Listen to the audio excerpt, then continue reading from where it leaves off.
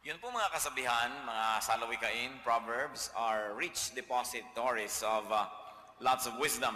Kaya napaka-importante na ating binabalik-balikan, ginugunita, at kahit na pag-aralan na natin, pagdating ng panahon, dahil naiiba ang ating karanasan, yumayaman ang ating experience, dapat binabalikan kasi may makikita tayong mga kayamanan doon na hindi natin nakikita noong una pa or in our much younger days.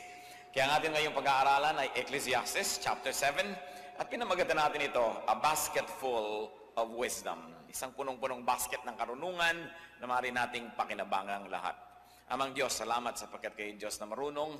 Turuan niyo po kami ngayon. May we be complete because of your grace for us, O God. Linisin niyo po kami at gawing sisidlan ng inyong salita na amin namang magiging pagkain. Enable us, O God, not only to understand, but also to be able to apply to daily life the wisdom contained in your words. We reject and rebuke all works of deception, all works of falsehood, and even all destructive works of evil men and evil spirits.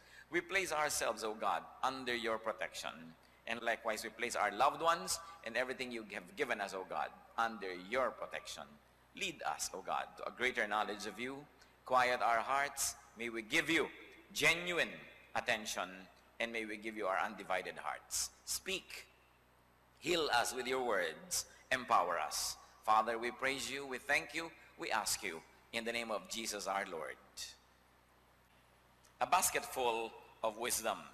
At sa Ecclesiastes chapter 7 verse 1, sabi, a good name is better than fine perfume, and the day of death better than the day of birth.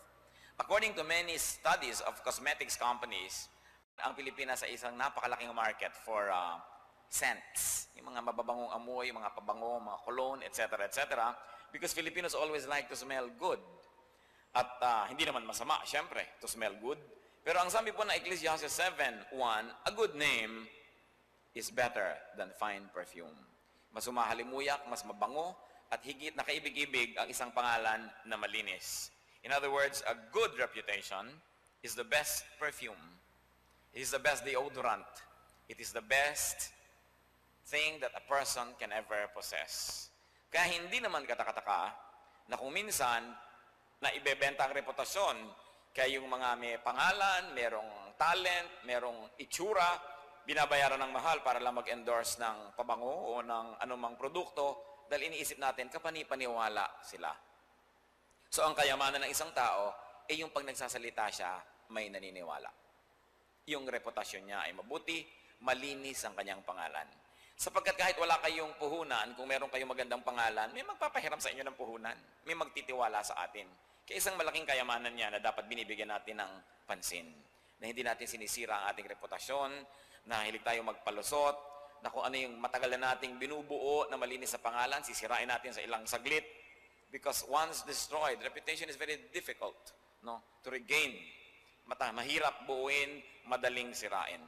Kaya tayo rin mga kapatid ay mag-ingat na hindi tayo naninira ng reputasyon ng iba sapagkat kadalasan yan lang ang nalalabi nilang kayamanan, isang malinis na pangalan na hindi natin dapat agad-agad dinudungisan lalo't hindi naman talaga natin alam ang buong kwento o buong istorya.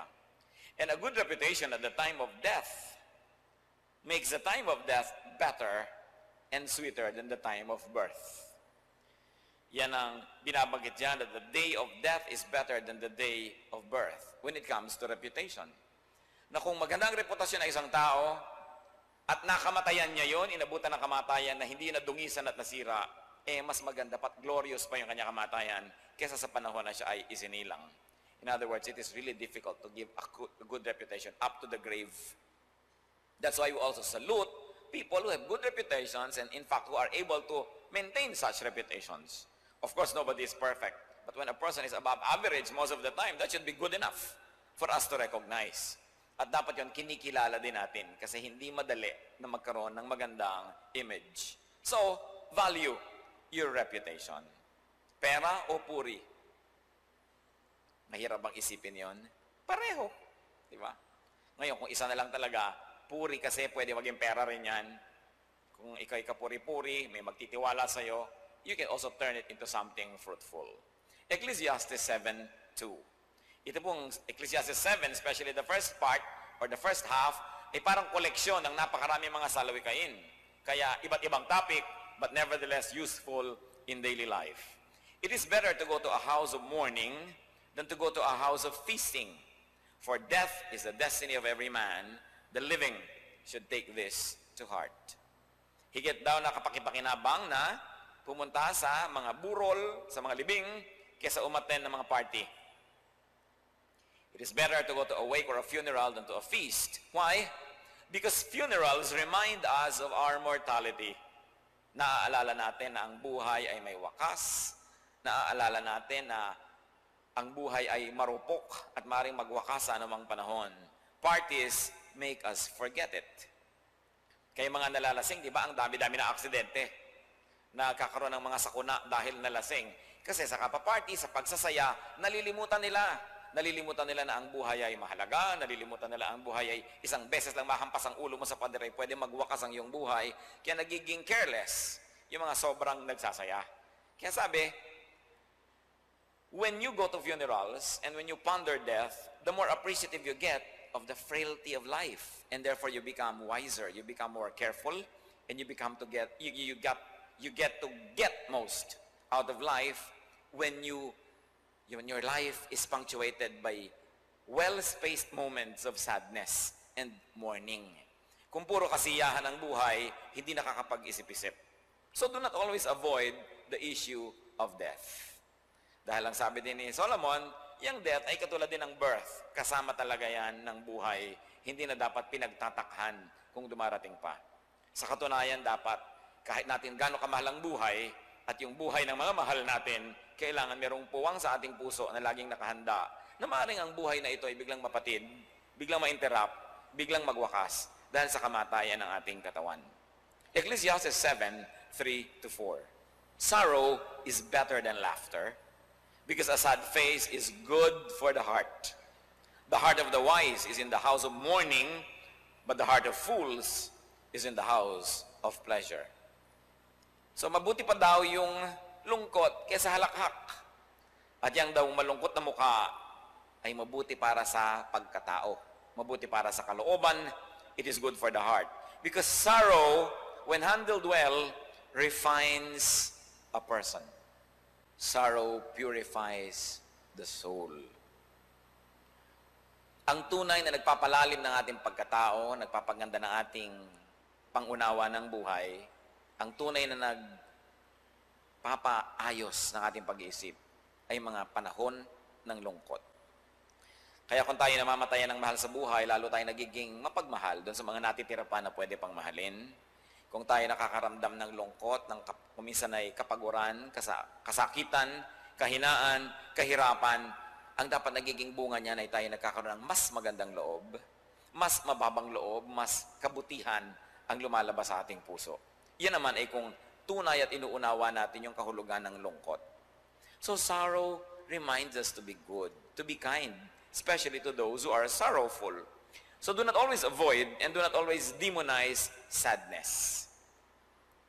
Maraming mga tao, walang ginawa kundi takasan ng lungkot, iwasan ng lungkot, sukdang maglasing, mag-drugs, ipaghampasan ng ulo sa lahat ng sulok ng kalye, sumaya lang.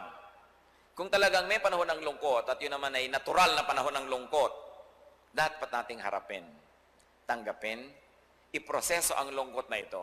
Sapagkat ang lungkot man ay hindi nagtatagal because nothing is permanent.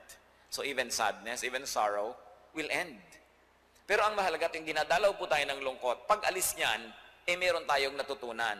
Hindi yung pabalik-balik, paulit-ulit lang yung lungkot, wala namang nadadagdag sa ating pagkatao, sa ating karunungan. So we process. Halimbawa, nalulungkot tayo, pwede natin isipin, bakit nga ba ako nalulungkot? Dapat nga ba ako malungkot? Anong pwede kong gawin sa susunod para yung mga nagpalungkot sa akin ngayon hindi na maulit? O kung maulit ito dahil hindi maiwasan, ano ngayon ang natutunan ko sa lungkot na ito para sa susunod, mas malakas na ako, mas konti na lang ang negative effect sa akin ng kalungkutan. At ano kaya ang maaari kong gawin para sa mga taong mas malungkot ngayon kaysa sa akin? In other words, pwede ako magkaroon ng ministry sa mga nalulungkot. Maging ang mga artista po ay nagpapatotoo na higit lalong gumagaling sila sa pag-aarte, sa pagganap ng iba't ibang mga papel kung nakakaranas sila ng mga trahedya, mga kalungkutan at mga pangungulila. Nagpapakompleto yan ang ating pagkatao, hindi kailangang iwasan lagi. Bagamat kung most of the time may lungkot ang nasa ating buhay, meron siguro tayong dapat na gawin na soul searching, pag-iisip, at baguhin ang timpla ng ating buhay. pero ang lungkot man ay bahagi ng tunay na buhay ng tao. Even Jesus was called a man of sorrows. So hindi naman tayo nag-iisa kung tayo nalulungkot, sapagkat ikinalulungkot din ng Diyos ang maraming nakakalungkot na katotohanan ng ating buhay. Ecclesiastes 7:5. It is better to heed a wise man's rebuke than to listen to the song of fools. Isa na namang uri ng karunungan ang idinadagdag sa ating basket, that painful corrections by a wise person are more valuable than sound praises and loud praises of foolish persons. Yun daw pong pagtuligsa, pagtutuwid, kahit masakit, kung nagmumula sa isang marunong na tao, ay higit natin dapat lalong pahalagahan kaysa mga papuri, mga pasalamat at pagsasaya ng isang taong wala namang kaalam-alam sa buhay. So we don't celebrate being praised by fools. Mas mapahalagahan natin yung kinriticize ka nga, itinuwid ka, napagalitan ka ng isang marunong, dapat ka magpasalamat sapagkat mag-i-improve ka. Kaysa pinuri ka ng pinuri ng isang wala namang alam sa buhay, anong napala mo dun? Walang naidagdag sa iyong pagkatao yon, and you will not come out of that event a better person. Pero usually, people are behaving on the opposite side. Gusto sila yung papuri kahit na nanggagaling sa mga hindi naman nakakaalam na marunong sa buhay. At pag pinapagalitan mo, ikinokorek mo, nagtatampo, lumalayo sa'yo. Pero ang tunay na marunong nakikilala dahil iniibig niya na siya'y tinutuwid at nagpapasalamat siya lalo kung nagtutuwid sa kanya isang taong higit na marunong kaysa sa kanya. So seek wise counsel instead of vain acclamations by people who don't know any better. Baliwala ang paghanga ng mga hangal. Mas mabuti pa ang pagtuligsa ng marurunong. Ecclesiastes 7:6, like the crackling of thorns under the pot, so is the laughter of fools. This too is meaningless. Kung kayo pa yung nakapagluto na, ang ginagamit nyo talaga ay kahoy. No? Hindi yung electricity, hindi yung gas, kundi kahoy. Lalo't mga tuyong-tuyong mga sanga, na mga payat na mga malulutong na mga sanga, ang inilagay nyo sa barbecue o sa apoy, nadidinig nyo yan na nagka-crack. Para mga chicharon na natatapakan at nagkakaputol-putol ang sound ng mga tuyong-tuyong kahoy na nag-aapoy. Ganito daw ang tunog ng halakhak ng mga mangmang at ng mga hangal. Ibig sabihin, habang sinusunog, natatawa sila, hindi nila alam ang nangyayari sa kanila. At ibig sabihin din, natatawa man sila, sandali lang yon, like the crackling of these thorns under the pot, this sound will never last for long because they're going to be consumed by the fire. At yan daw ang mga pagsasaya ng mga taong walang muang at walang alam. Sandaling-sandali lang ang kasiyahan nila. Sapagkat hindi sila marunong, hindi sila naghahanda sa buhay, siguradong pagkatapos na mawala yung kalasikan nila ngayong gabi, bukas sakit na naman ng ulo ang daladala nila sa buhay. Yung let the devil take tomorrow, but tonight I need a friend. Yes, tomorrow the devil will take you.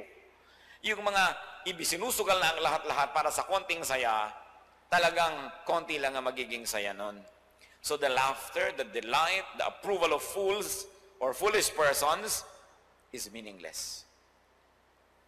Hindi po natin dapat ikasaya na maraming natutuwa sa atin na mga wala namang alam. Hindi yun dapat na ipagmalaki. Sapagkat ang dapat natin ipagmalaki ay kung tayo'y inaaproban ng mga taong nakakaunawa at mga taong marurunong. Ecclesiastes 7:7, extortion turns a wise man into a fool, and a bribe corrupts the heart. So kita natin dito that corruption destroys a person. Ang isang tao na nagsisimula na maayos, maganda ang kanyang pakikitungo, maganda ang performance, oras na yan ay nakorrupt na, oras na yan ay naghangad ng mga hindi niya dapat paghangaran, oras na gusto na niyang angkinin ang mga dapat na hindi naman niya angkinin, mga bagay na hindi naman dapat at bagay sa kanya, masisira na siya. Corruption destroys good judgment, and corruption destroys reputation. Eh sabi pa naman, a reputation is more important than perfume. Ano po ang ating dapat matutunan dyan, mga kapatid? Always be wise. Do not covet what is not yours. Do not try to spend what you never earned. At huwag niyo yung e-enjoy ang mga bagay na hindi bagay sa inyong katayuan, hindi bagay sa inyong participation o contribution to society dahil makukorrupt lang tayo nun. And very especially, if you have influence, if you have power, don't let your friends or relatives corrupt you for their benefit. Kadalasan, sinasabi nila ang sumisira sa bakal ay ang kalawang. At ang madalas na sumisira sa isang tao na mahusay ang performance niya, kung yan may sa public office, kung yan may sa private company, kung ano man ang posisyon niya, may kapangyarihan siya, kadalasan ang sisira niyan mga kamag-anak at mga kaibigan. Kung meron kang posisyon, meron kang impluensya para magpasok ng tao sa isang tanggapan, kung kamag-anak mo yun, kung yan ay mahal mo sa buhay, kaibigan mo, yan ang mga abuso. Yan ang sisira ng iyong pangalan. Maraming hindi galit sa iyo dati, magagalit na ngayon dahil sa mga abusado mo kamag-anak. No? Maraming mga dati humahanga sa iyo, bumaba na ng bumaba ang pagtingin sa iyo, dahil tuwing kamag-anak mo may nakakaaway, kinakampihan mo agad. So, sisirain ka na mga kamag-anak mo. Bihirang-bihirang kamag-anak ka nakakatulong. Lalo't mataas ang iyong posisyon, hihilahin ka nila pababa. Bihirang-bihira yung magdadagdag ng karunungan nila, husay nila para lalo kang tumaas, para lalo kang may marating. Lahat yan gusto humila, pumarte sa mga hindi naman nila pinagpaguran. You know, success has many relatives. Subukan nyo, pagka kayo matagumpay, ang dami nyo kamag-anak. Subukan nyo manalo kayo na binibining kangkungan. Naku, tinutuntun kasi kayo pati nung classmate ng pinsan, ng kapitbahay, ng ate mo. No? May relasyon sa'yo dahil sikat ka. Pero subukan nyo mabigo. Subukan nyo mawala ng pera. Lipad lahat yung mga tao na yan. Anong itinuturo sa atin ni Solomon? Kung meron kayong kaunting reputasyon na nabuo, kung meron kayong kaunting monumentong naitayo, huwag niyong ipasira sa mga kamag-anak ninyo, mga kaibigan ninyo, maging sa inyong asawa, maging sa inyong mga anak. No? Mahalin niyo sila, tulungan niyo sila, pero off-limit sila dapat sa mga official na bagay na ginagawa ninyo. Napakarami mga tao nasira sa kanilang magagandang judgment dahil sa pakiusap ng mga mahal nila sa buhay. Tatandaan ninyo, para tayo sirain ni Satan, ang number one niyang dadaanan at pipiliting gamitin ay mga taong mahal natin. Kasi hindi natin yun matanggihan, mahina ang atit, marupok ang ating pagtanggi sa kanila, kaya sila magiging daan para tayo mawasak. If God would give you a position of power or influence, do not be corrupted by your loved ones.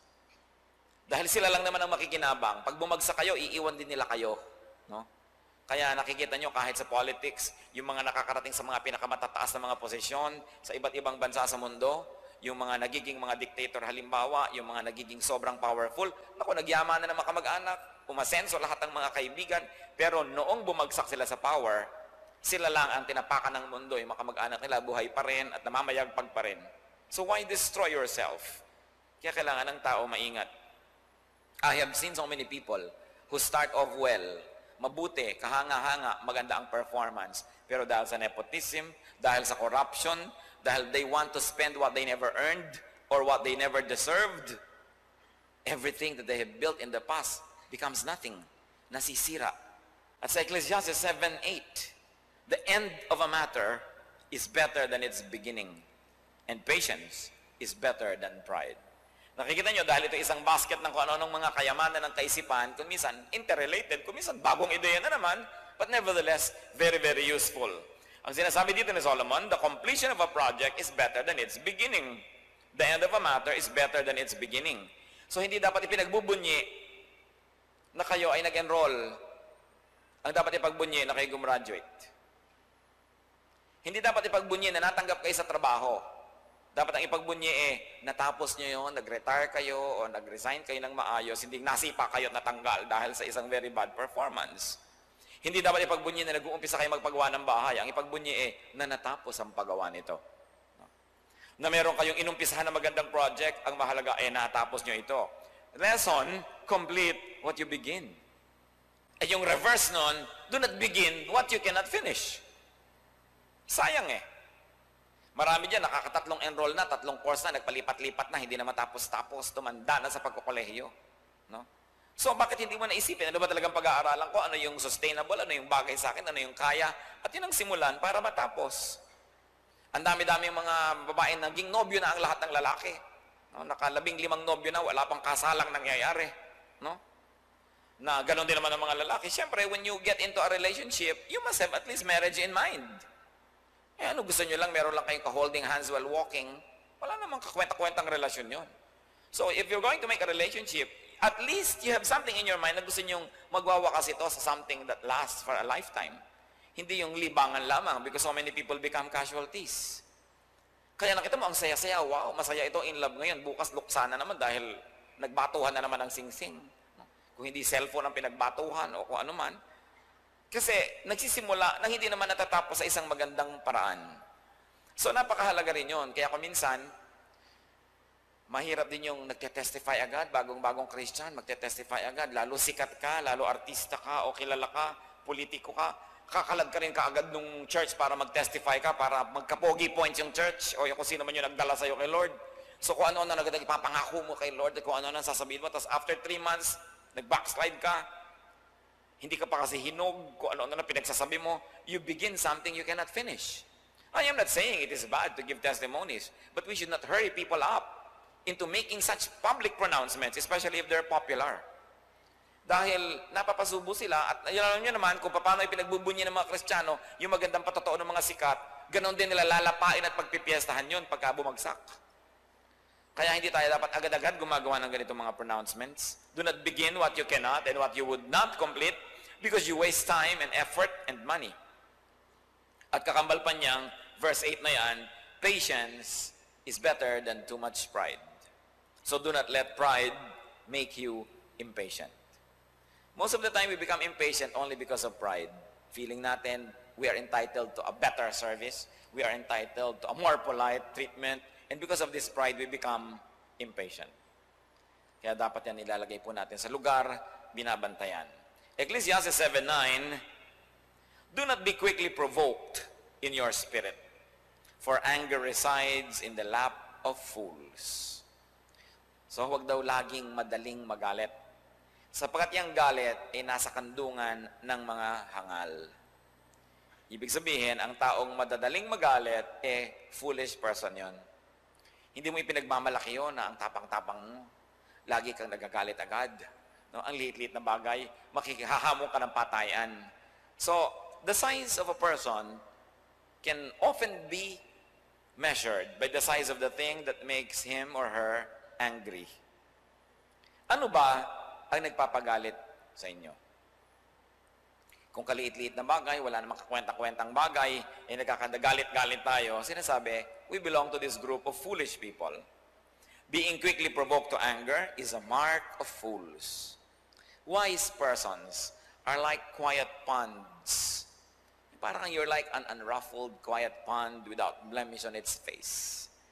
Yung mga bodies of water na pag tiningnan mo, tinunghayan mo, pwede kang manalamin dahil payapa, matining, tahimik. Ganon daw ang mga taong tunay na marurunong. Kaya kung sobrang magulo, sobrang maingay ang tao, ay lalo lamang niya ina-advertise ang kanyang kakulangan. At mapapansin niyo po yan. Kadalasan mayroong mga taong sobrang maingay, yung ang lakas-lakas tumawa, ang lakas-lakas magsalita, hindi naman kausap yung malayo, nadidinig pati boses niya. Usually, they are betraying an inner emptiness. Because very empty people have a tendency to be loud. As the saying goes, the empty can strikes loud. Subukan nyo na may latang nalaglag, yung puno, tahimik. Yung walang laman, maingay. So kung mayroong sobrang maingay, imbes po tayong magalit at mainis, isipin natin, ano kaya ang need ng tao na ito? Bakit kailangang marinig ng lahat ang kanyang joke? Kailangang tumawa ang lahat? Bakit kailangan laging siyang may final say? Bakit laging kailangan na wiser siya? Kailangang mas maganda ang kanyang kwento? May need that is unmet. Kaya dapat nating tinitingnan yan. And especially wives. Marami naman kasi mga husband, hindi marunong makiramdam. No? Pagka yung mga wives ay madalas na magagalitin, lalo doon sa husband galit, no? Ang liit-liit na bagay, naiinis. Pag nagyayabang yung husband, investing na niya ng hangang husband, jabang-jabang nito. Ganon? Naku, siguradong may pagkukulang kayo sa inyong asawa, kaya bugnot. Tiyak yun. No? Kasi ang mga wives, kung happy sila with the husband, lalo sa kanilang private moments, kahit mo alipinin, pag sibakin mo ng kahoy, pag buhatin mo ng bundok, no? Pag sibakin mo ng mga troso, pag gawin mo ng building, basta happy yan sa inyong private moments, gagawin niya. Kahit tinik ay kanyang yayapakan. No? Pero pag laging nabubugnot at naiinis, asahan nyo, unhappy yan. Kaya kailangan din, husbands, nakikiramdam kayo. Bakit babugnutin tong asawa ko? Wala na makakwenta-kwentang bagay. Pero pag magsasaing siya, kumakanta-kanta siya ng mga tipi-tipitin, tipitin. Aba, masaya siya. Congratulate yourself. No? Kaya yung mga maiingay, sign yan na may need. Bakit po natin ito pinag-uusapan? Kung may ganitong maingay sa inyong paligid, be kind, give attention, baka kailangan na attention, kailangan ng pansin. At kung tayo yung sobrang maingay, mag-analyze din tayo. Yung lagi na lang dapat you must have the best story, you must have the final say in everything. Baka meron tayong mga unmet needs. We will never be able to find satisfaction in just being loud. In fact, when we are loud, people will like us less and less, and we will be less and less satisfied. Kaya kailangan analyzing. Kailangan ng pagbubulay-bulay. Kaya sabi ni Solomon, times of mourning, times of sadness are good for the heart. That you turn your sorrow into reflection. Nag-iisip kang mabuti. Na yung kalungkutan mo, nawawalan ka ng ganang kumain, nawawalan ka ng ganang makipagkwentuhan, nawawalan ka ng ganang makipag-usap, samantalahin upang siyasatin ang sarili, upang bunutin ang mga ugat na malalalim na pinagmumulan ng ating mga tunay na mga suliranin sa buhay. Ecclesiastes 7:10, do not say, why were the old days better than these? For it is not wise to ask such questions. Ano bang sinasabi ni Solomon? Huwag ka nang lagi na lang, the good old days, the good old days, the good old days. Mabuti pa nung araw, mabuti pa nung araw, mabuti pa nung araw. You always hear that. Mabuti pa nung araw, mura ang gasolina. Mabuti pa nung araw, ang gulay, pinipitas mo lang sa likod bahay. Mabuti pa nung araw. Ang mga kapatid, nagiging appreciative tayo sa blessing ng Diyos pag sinasabi natin yon. Dahil ang totoo lang, di hamak na mas mabuti ang buhay ngayon kaysa noon. Nung araw, pagtuturokan kayo, kasing laki ng daliri ng dentista yung mga karayom, di ba? Ang sakit talaga. Ngayon, high-tech na yung mga yan, may i-spray pa sa'yo, hindi mo na halos maramdaman. Nung araw, bago ka makatawag sa telepono, lalo't wala ka namang private line, hindi ka mayaman sa inyong bayan, pupunta ka pa sa poblasyon, pupunta ka pa doon sa office ng telepono, magfa-file ka pa doon sa clerk, tatawagin ka pa, papasok ka doon sa aparador para ka lang makatawag kung kanino. Ngayon, nakahiga ka, nasa banyo ka, nakikipag-usap ka sa cellphone, sasabihin mo na mas mabuti nung araw. Di hamak na mas maraming pera ang tao ngayon kesa noon. Isipin nyo yung mga pinaggagastahan natin ngayon na hindi naman ginagastahan noon. Saan galing ang pera nyo? Gumagastos ba tayo noon sa mineral water? Di ba? Nawa sa juice ang iniinom ng lahat.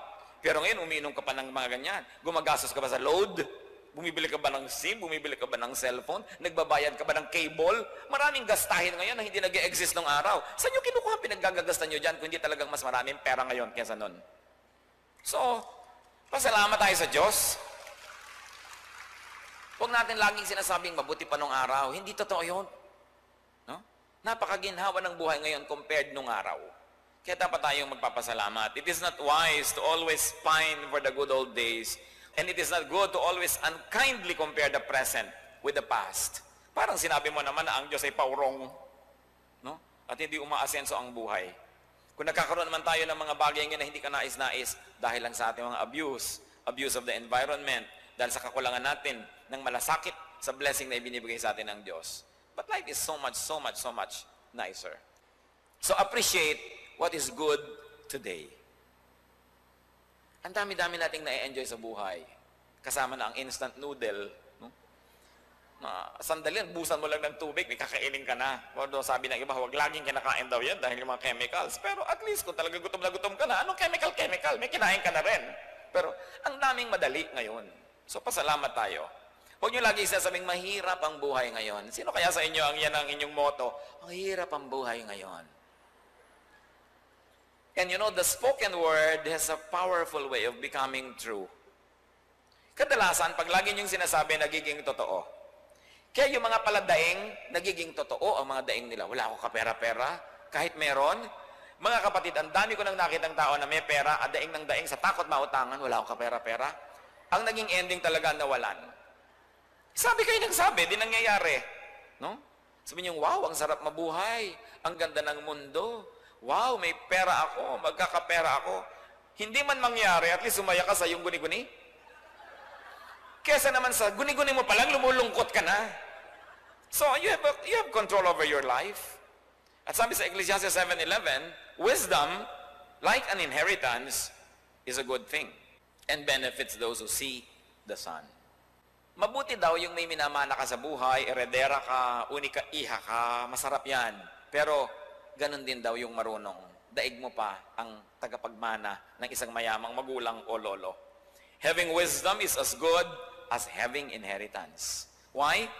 Because the wise man becomes and can remain wealthy. Kung merong isang mayaman na hindi marunong, at merong isang mahirap na marunong, nag-blackout, nagkagulo-gulo, nung magkailaw, yung mahirap na marunong, yun ang mayaman. At yung mayaman na hindi marunong, yun ang mahirap. So, hindi naman laging asset lang yung kayamanan, kasi kung hindi ka marunong, ang dali-daling mawala. Pero kung ikay marunong, at lahat naman tayo pwedeng dumagdag ang karunungan, lalo tayo nagsisikap, yan daw ituring natin talagang magandang pamana. So, huwag kayong naiinggit sa mga maraming minamana, heiress, ganyan, si heir na ganon, kasi meron tayong magagawa. Kung tayo man ay walang mayaman na mga ninuno, parunungin ang ating sarili, magsikap tayo, at sabi nga nila, it is good to be beautiful, but what is good will soon be beautiful. So it is good to be wealthy, but whoever is wise can also be wealthy. At dyan nagkakapantay-pantay ang lahat ng tao. Kasi lahat tayo pwede mag-improve, pwedeng matuto sa ating mga pagkakamali, pwedeng magsimula muli kahit ilang beses na tayong nabigo. So do not envy rich people, do not envy children of rich people, and do not curse your poverty if you are temporarily poor at the moment. Poverty, illness, sadness, like everything else in this life, are all not permanent. Walang permanent sa buhay. Pwede nating palitan. At kung hindi mo mapalitan ang nangyayari sa iyong buhay, pwede mong palitan ang iyong attitude. Therefore, napalitan na rin yan. Kaya, huwag tayong lagi na lang na akala mo kawawa, akala mo laging lugi, akala mo lagi na lamang na pag-iiwanan. Have a can-do spirit. Have a victorious spirit. Because we have a God who can make us victorious. Kailangan positive ang ating pananaw. At kahit pa nga kalungkutan na nga, sabi ko, ay, salamat malungkot ako ngayon, may matututunan ako dito. Later on, I will be less sad because I will learn from this episode of sadness. Be wise. There is so much that we can get from this life. And God has prepared so much for us. Ecclesiastes 7, verse 12. Wisdom is a shelter, as money is a shelter. But the advantage of knowledge is this, that wisdom preserves the life of its possessor. Wisdom daw protects. That's why it's good to be wise. At kung mayaman ka na, wise ka pa, your wisdom will protect your life. Nakita niyo po marami mga tao, hindi nila kayang yumaman. Nung biglang yumaman, napahamak lang lalo. Kasi wala silang wisdom. Hindi na kaya ng kanilang wattage, yung voltage, no, na dumating sa kanilang buhay. Money protects. Ipinakita po dito ang dalawang bagay na nagbibigay ng protection sa tao, wisdom and money. Both are desirable. Have wisdom because that is desirable. But it's also important to make money, to multiply your money. Kaya nga hanga ako sa mga Chinese Filipinos mga Chinoy. Hindi naman nagsimulang mga mayayaman ng marami dyan Pero may konting pera, bibili ng konting kalan, kawali, isang piling na saba, konting asukal, gagawa niyang banana Q. Diba? Pag dumami uli yung pera niya, another kalan. Another kalan, hanggang mamaya, meron na siyang 30 mga tagagawa ng banana Q, nagiging, na siya, entrepreneur. Pero nakatira pa yan sa entresuelo niya, yung gawa niya ng banana Q sa silong, nakatira lang siya doon sa taas, mga 7 hakbang lang yun, so, hindi mataas. Pero pag lumipat yan sa Dasmariñas Village na, kasi marami po na dapat nating hangaan sa ganitong mga kababayan natin, they can suspend their pleasure. And this is one of the signs of maturity. When you can wait to please yourself because you like your money to grow, you don't like to consume it, but you like to invest it. Na ang gagastosin mo lang ay yung tubo at hindi yung puhunan. Meron naman mga kababayan tayong mamumuhunan, maghahanap buhay, magtatayo ng tindahan. Mamaya pakonti ng pakonti yung laman ng shelf niya. Kaya yung 3 coke, mga 1 dipa ang layo sa estante. Kasi wala nang laman yung tindahan. Paano naman pati yung puhunan nagagastos? Kung gusto nyo yung gastosin, yung tubo lang dapat, pero pati puhunan. Yun ang kailangan natin madisiplin ang sarili natin to suspend our pleasures. At dapat din tayo magturo ng disiplina sa mga kamag-anak natin, nakitatamad, lagi nakatihaya, lagi na lamang nananaginip, at walang inabangan kundi dumating yung remittance ng atin niya. No? Dapat din tinitikis yun ng konti yan, hindi kayo bigay ng bigay because you become unfair to the person who is abroad making money, tapos yung mga kamag-anak niyo nakapila lahat, yung pupunta kayo para magpapalit ng pera. alam na alam pa ang conversion rate by the hour. No? Kala mo sila yung mga napapagod. Kaya nauuwi din sa wala kuminsan. It's important to make wealth. Because money is a shelter. Kahit gaano kayo ka-spiritual at ka-religyoso, napaka-ipokrita nyo pag sinabi nyo hindi nyo gusto ng pera. No? Kaya yung mga nabubuhay ako by faith, actually nabubuhay yon sa pagugutang. Anong by faith? Dahil daing ng daing, hingi ng hingi kung kani-kanino, tapos by faith daw. That's why we should learn to make money. We should learn to value investment. And to make our money make more money. Alam niyo yung pera, barkadero yan. No? Ang mga pitaka na walang laman, ayaw din pasukin ng ibang pera yan. May malungkot dyan, walang kasama. No? Pero yung mga pitakang punong-puno, doon papasok ng pasok. Ay, gusto ko dito, maraming kasama. Parang kakain tayo sa pansiteria, gusto natin, ay, ang daming tao, doon tayo. Kasi yung walang katao-tao, ang luwag, wag dyan, baka hindi masarap. Ganon din ang pera. Kaya sinasabi nyo, yung may pera, lalong dumadami pera. Kasi ugali ng pera, naghahanap siya ng pera. Kaya gumawa kayo ng pera para maraming lumapit din sa inyong pera. Huwag gasta ng gasta. We should learn how to make even little investments. Because little can become big over time. Kunwari pa tayo, ay, by faith ako, by faith. Daing ka naman ng daing, wala kang ginawa kundi manghingi ng manghingi. Anong faith doon? Kailangan marunong tayo mag-invest. Wealth plus wisdom, pag pinagsama pa ng Panginoon, edi talagang sobra na kayong blessed noon. That's why you should become blessings to other people. Ecclesiastes 7:13, consider what God has done. Who can straighten what He has made crooked? Ang ibig lang sabihin, what God made remains. Huwag mong ibahin ang itinakda ng Diyos. Kung ano ka talaga, kung ano ang talent mo, huwag mo nang piliting ibahin yon. Yun ang i-develop mo, doon ka mag-grow. Kung saan ka nakahapay, doon ka bumuwal. No, be true to your nature. Lahat po ng tao may kakayahan. Lahat ng tao may talento, may galing. Kaya yung iba, nagmumukhang hindi magaling because they try to be who they are not. And they try to deny who they really are. So do not contend with God. Just accept what is there. Pagyamanin yan, accept your make, your nature, and your reality. And very importantly, brothers and sisters, accept other people's make and nature and reality. Mga magulang, ang mga anak natin, nandun pa lang sa sinapupunan ng kanilang mga ina, meron na siyang nabubuo na kakanyahan, identity. Meron na siyang ganun na kostumbre, ganung ugali, ganung nature. Huwag nating piliting ibahin ng ating mga anak para magkasya sila dun sa hulmahan na inimbento natin para sa kanila. But we should accept our children for who they are, nourish them so that they can be the better and the best versions of their own selves. Na huwag nyo sila itutulad sa kanilang pinsan, sa kanilang ate, sa kanilang lola dahil sila ay sila. Kaya sabi, kung yan ay ginawa ng Diyos sa ganyan, sino makakaiba dyan? Magiging malungkot lang ang buhay, magkakahiwa-hiwalay at magkakaroon ng sobrang stress. And yet, at the end of the day, your nature will be what and who you will be. Kasi ang Diyos ang nagtakda ng ganyang mga bagay. Ecclesiastes 7:14, when times are good, be happy. But when times are bad, consider, God has made the one as well as the other. Therefore, a man cannot discover anything about his future. So ano sinasabi? Enjoy good times. Kung may kasiyahan, magsaya. Hindi kung may kasiyahan, ikaw tong killjoy na aninimangot ka, ayaw mong kumain na may kainan, ayaw mong makipagkwentuhan na may mga tao, baligtad ng baligtad. Sabi ko na, enjoy good times, and when times become sad, reflect on the meaning of such bad times. So kung talagang malungkot, doon ka malungkot. Kung masaya, makisaya ka, huwag kang lumaban sa agos, dahil lagi ka na lamang problema ng iba, at hindi ka rin mag-e-enjoy sa buhay. Bakit daw ganon? Sapagkat Diyos din ang may lalang ng mga araw na masaya, at Diyos din ang nakaalam na may mga araw na malulungkot. At yun ay ibinibigay din niya, at kundi may pinapayagan niya mangyari, sa katunayan ay mabuti rin yun para sa atin. Yung mga baligtad, kung kailan may kasiyahan, doon magmamaktol.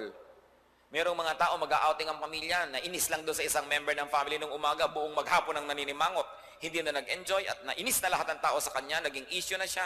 This is not the way to live. Sabi kong masaya, magsaya. Makisaya.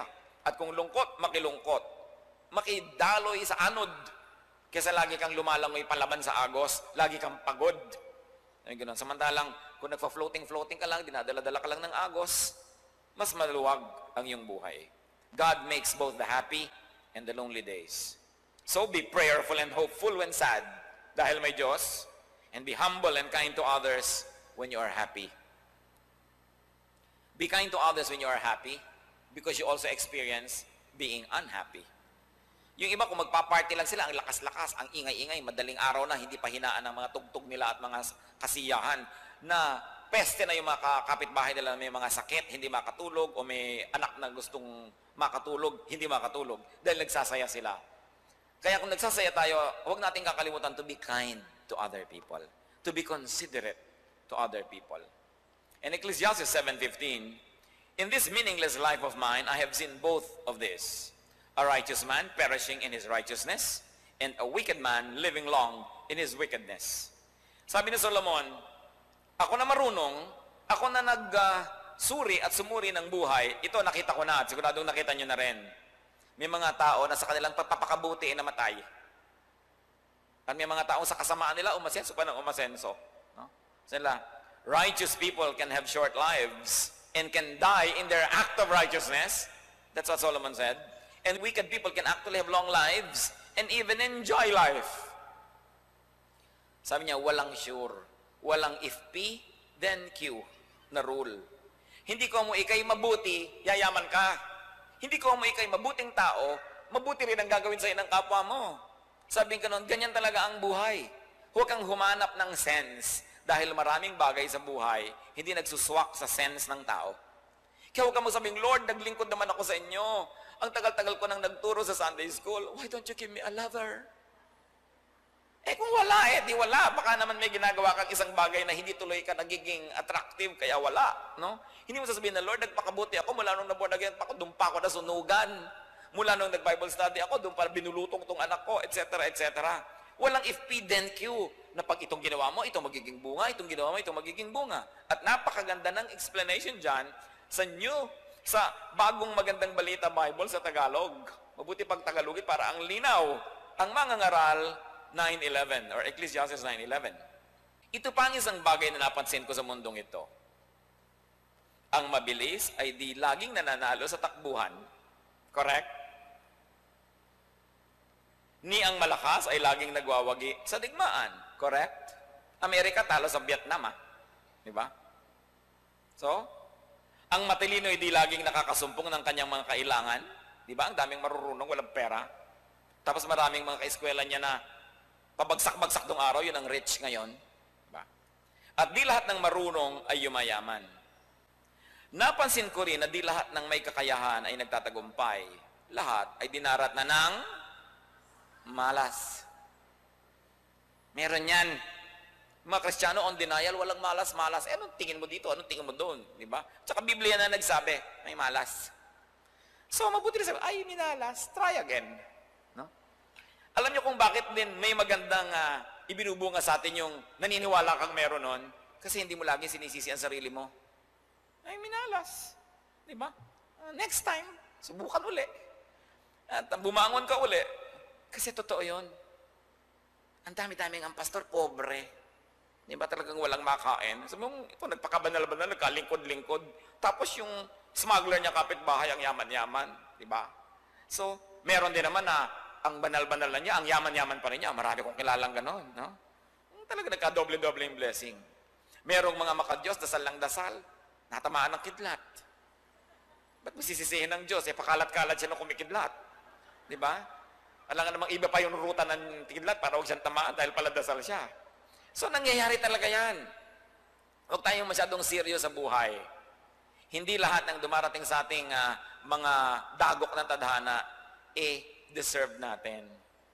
At mga kapatid, tingnan nyo rin hindi lahat ng dumadating sa inyong yaman, fame, ease, promotion, deserve nyo. Diba? Parang, sinuwerte lang kayo. Yung kabaligtaran ng malas. So, huwag kang mayabang. Natatandaan ko nung isang beses na merong Filipina na lalaban ng Miss Universe. Kung bakit napahinto dun yung pagpipilit ng channel, tinatanong si Gloria Diaz sa Miss Universe noong 1969, ano po ang payong maibibigay nyo sa ating present Miss Philippines para manalo sa Miss Universe? Ano sabi ni Gloria Diaz?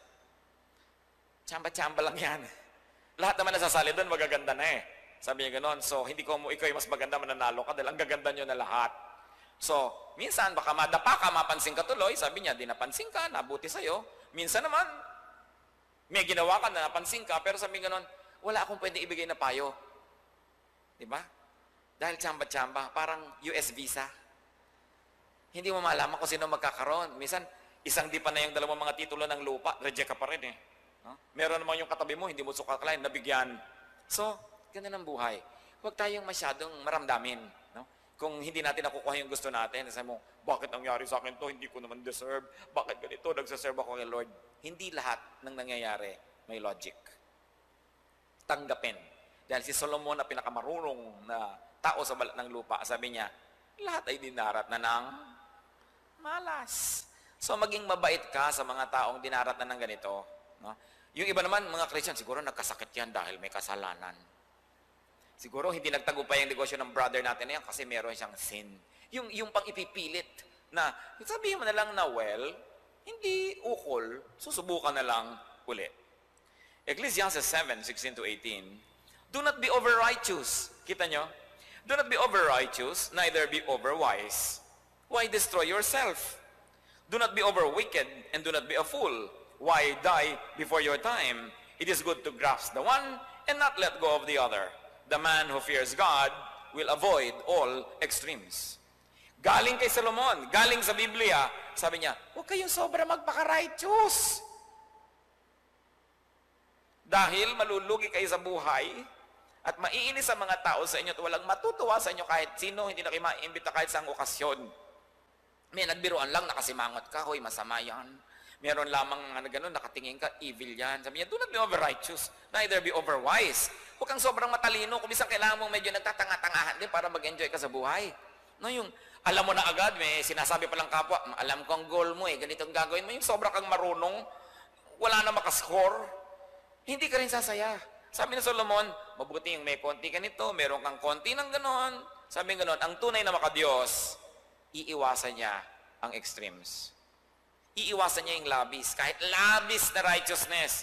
Kaya yung mga over-righteous, nagiging self-righteous yan. Hirap mga kasama sa buhay yan. Diba? Yung mga, lahat ng extreme, pag sobrang malinis, ewan ko, kung meron kayong wife na sobrang linis sa bahay, no? Pagka medyo umupo kayo sa kama, naggusot ng konting sapin, papatayuin pa kayo at aayusin uli. No? Parang gusto mong mahiga na lang sa ibang kama doon sa ibang bahay. Dahil napakahirap naman kasama to, sobrang linis. No? A house must be clean enough to be healthy, but dirty enough to be happy. Kung ang bahay niyo ay parang ospital, I'm telling you, wala siguro nag-e-enjoy sa inyo na kasama. Naranasan ko pa. Naging bisita ako sa isang bahay. Na pagpasok mo sa kanilang tarangkahan, talagang ipaghubad sa iyo ang sapatos. At alam niyo kung saan tutong-tungan dalawan yung paa? Sa dalawang bunot. Yung flat na bunot, yung husk, yung walang bao, yung flat, alam niyo yon na meron pang strap na gano'n para yung paa mo nakaswak. Habang naglalakad ka, binubunot mo yung bahay niya. Paglipat mo sa banyo, may iba ka na namang tutungtungan. Sa kwarto, ibang tutungtungan. Hindi na ako bumalik sa bahay na yon, mga kapatid. Napaka-oppressive naman ang kalinisan nitong kapatid na ito. No? So, huwag naman tayong extremist. Yung mga sobrang lilinis na bata, hindi nag-e-enjoy. Kasi yung nanay, pinagagalitan, kinukurot agad yung anak niya pag dumumi. Siyempre, kailangan ng bata magpagulong-gulong, kumain ng mga konting alikabok dyan, no? Kumagat ng mga konting insekto, para sila mag-enjoy. Hindi sobra ang linis-linis na ganyan, kaya tuloy isang hatching ng kapitbahay, nagkakasakit na dahil sobrang isolated. So, do not be an extremist in anything. Yung mga extreme sa Bible din, anong lulutuin natin? Ginisa. Hoy, walang ginisa sa Bible. Hindi ka pwedeng mag-gisa dahil wala sa Bible ginisa. No? Wala ka nang pwedeng gawin na walang verse na nakasupport. Mga peste sa buhay kasama. Hindi sila nakakatuwa. Kaya sabi ni Solomon, naku, huwag kayong maging over-righteous. Hindi mabuti yan sa buhay. Do not be too good, but do not be too bad also. Do not be too smart, but do not be too foolish. Alam niyo mga kapatid, para tayo mag-enjoy sa buhay, kung minsan kahit binobola ka na, alam mo binobola, sakay ka na lang. Di ba? Yung lagi mo nalang ibibisto, lagi mo nalang haharangin, babarahin na alam ko kung ginagawa mo. Mag-enjoy ka naman ng konti. Dahil siyempre, binobola ka ng konti. Di enjoy the ride. No? Para ang buhay mo, masaya. Be moderate. Don't be an extremist. At ang pinakamahirap na makasama sa balat ng lupa, yung extreme ang pagiging religyoso. No? Yung extreme din ang pagda-diet. Papakainin mo, kala mo inahinan mo ng basura. Ako, ilayo mo sa akin yan. Huwag yung ginagano ng pagkain ng Diyos. Kasi ang pagkain ay galing sa Diyos. Huwag yung itinatrato yung pagkain na parang dapat isumpa. Naku, alisin mo yan, nagda-diet ako. Baka subukan yung gutumin nga kayo ng Diyos at wala kayong makain. Baka pati styrofoam kainin nyo. Huwag yung pinipintasan ng pagkain. Meron naman sobrang health buff. Pati mga kaibigan, kapatid, pinipilit mag-jogging ng madaling araw. Yung mga extreme. Mahirap yan. Be moderate. Because godliness was equated by the very word of God, by Ecclesiastes, with moderation. Dapat moderate. Fear God, be moderate in your lifestyle. Ecclesiastes 7:19, wisdom makes one wise man more powerful than 10 rulers in a city. So, ang tunay na makapangyarihan ay yung marunong. Wisdom makes one powerful. Ecclesiastes 7:20, there is not a righteous man on earth who does what is right and never sins. Ang sarap basahin ng Ecclesiastes kasi reality check. No? Sabi ni Solomon, naku, wala ni isang tao na hindi nagkakasala. Huwag kayong papadaya sa ganyang ideya. Wala nun. So ano yon? No one always does right. You know, if your batting average is passing, tama na yun. Hindi mo kailangan maging perfect. Be realistic. No? Do not kill yourself trying to be perfect. And very importantly, listen very well, do not kill others by forcing them to be perfect. Kung kayo ay Bible study leader, don't kill your members in your class by forcing them to be perfect. If you're a pastor, don't force your members to be perfect. Don't force yourself, don't force others because nobody is. At sinabi na nga nitong Word of God mismo, there is nobody who never sins. Ano po ang operational reality niyan? Do not be shocked and do not be surprised when you discover people's imperfection. People's wrong deeds. Tulad ng isang kilala ko na housewife, ang tawag niya sa kanilang buhay may asawa, perfect. Talaga namang sa lahat ng sukat, sa lahat ng tingin, perfect. Pero one day, na-realize na lang pala niya, meron na palang anak yung asawa niya na dalagita kung kanino. Ang tagal-tagal na palang hindi perfect yon. So gusto niya magpakamatay, kinuha niya yung replay sa bahay nila. Kaya lang, ang haba ng replay, di niya maabot ang gatilyo. So yung asawa na lang niya, ang pinaputokan niya. No? Why, sir? But the point is, don't think that you have a perfect anything in your life. Kahit ang ganda-ganda ng marriage nyo, huwag niyong sobrang taasan ng expectation. Because no one is perfect. It is not an excuse, ha? Para gumawa na tayo ng mga kamalian ng sinasadya. Pero yung mga di sinasadya, yung hindi kayang abutin, yun ang pinag-uusapan dito. Talagang merong mga hindi naabot eh. O may panahon na naabot yun, may panahon na hindi. So kung dumarating na may imperfection ng mga mahal natin sa buhay, kasama yon sa pagmamahal natin sa kanila. Let's not expect them to be perfect. Let's not expect to have a perfect church. No? Let us not expect to have a perfect society dahil ang mga tao ay nagkakamali. At syempre, nagkakataon lang na kung may mga kapangyarihan, mas malaki ang nagiging pinsala na kanilang mga pagkakamali. No? Kaya the Arabs have a saying, even a good horse must be allowed at least one fall. Kahit mahusay na kabayo, pinapayagang madapa kahit man lang minsan. Dahil walang perfect. Do not overburden yourself with pretensions, with religious hypocrisy, and do not try to maintain a perfect image. It's going to be a very hard work. To be good, to be very good, tama na yun. Ecclesiastes 7:21-22. Do not pay attention to every word people say, or you may hear your servant cursing you. For you know in your heart that many times you yourself have cursed others. Sabi, huwag mo nang pansinin ang lahat ng sinasabi ng tao tungkol sa'yo. Pinagdaramdam mo ang lahat ng puna nila at sinabi. At huwag mo nang alamin kung paano ka pinag-uusapan ng iyong mga katulong, ng iyong mga empleyado, dahil siguradong minumura ka nila. Sabi ko nun, huwag mo nang alamin yon dahil mamamroblema ka lang. Dahil alam mo na rin naman na ikaw din, napakaraming mga pangit na salitang binibitawan laban sa ibang tao pag nakatalikod sila. So huwag mong asahan na yung mga taong nasa paligid mo, pag talikod mo ay puro magaganda ang sasabihin sa'yo. In other words, do your best. And it's not so bad to expect that people will have good impressions of you because you do your best. But just in case that people have all kinds of bad words against you, huwag ka masyadong serious. Huwag mo sobrang damdamin. Tingnan mo kung totoo at kung totoo ituwid mo ang iyong buhay para tumigil sila ng pagsasalita ng ganon. At kung hindi naman totoo, ganon lang talaga, matatabil lang talaga ang mga tao.